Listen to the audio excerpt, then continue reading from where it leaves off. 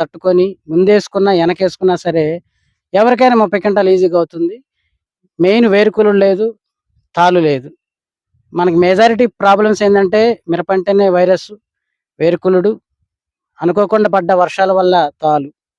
ఇప్పుడంటే ఇక నల్లి అందరికి ఉంటది. ఈ నల్లి బాధ కూడా. ఈ 4 సమస్యల్ని సమర్థవంతంగా ఎదుర్కొని, ఎందుకంటే నెక్స్ట్ ఇయర్ కూడా ఎల్‌నినో ఎఫెక్ట్ ఉందంటున్నారు. మొదట వర్షాలు ఉండవు, చివరిలో అకాల వర్షాలు పడతాయి.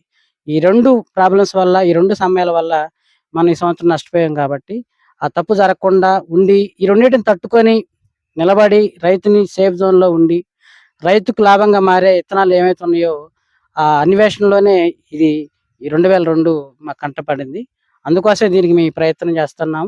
మేము దాదాపు 8 ఫీల్డ్‌లు చూసాము. 8 రకాల 8 ప్రాంతాల్లో 6 వీడియోలు మాత్రమే వచ్చినాయి. మిగతా ఇద్దరు అందుబాటులో లేరు.